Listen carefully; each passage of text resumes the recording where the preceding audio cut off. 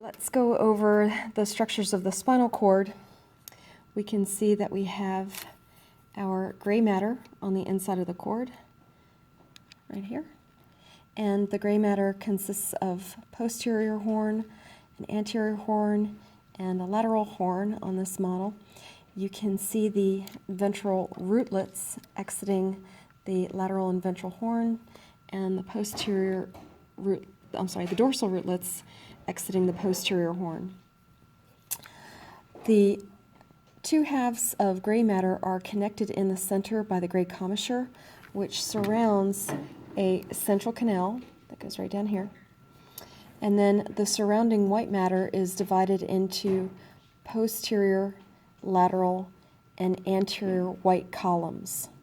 Okay, so again we have our posterior, lateral, and anterior white columns. There is a sulcus, which is a groove that runs down the length of the back of the spinal cord. There is a crack or a fissure that runs down the front of the length of the spinal cord. So that would be the posterior median sulcus, remembering PMS, and the anterior median fissure.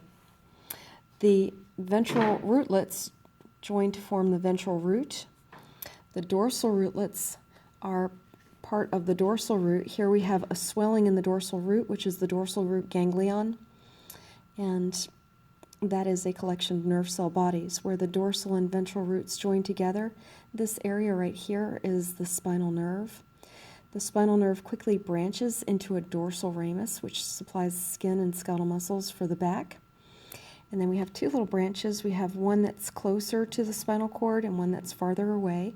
The one that's closer is the gray ramus communicans. The one that's farther away, the right ramus communicans. Understanding gray is in the center, white's on the outside. Here's your gray ramus communicans and your white ramus communicans.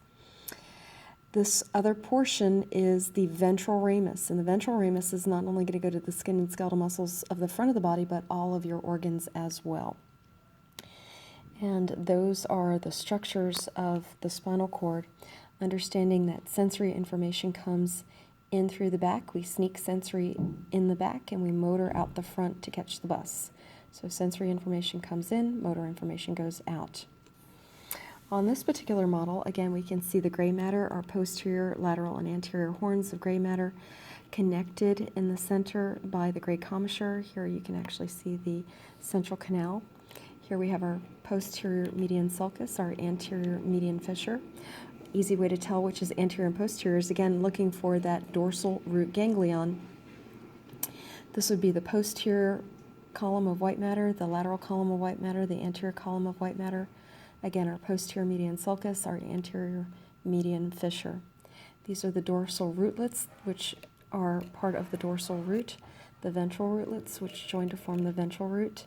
This particular model does not show the rami communicantes or the branches of the dorsal and ventral rami like the other model does. And that is all for the spinal cord.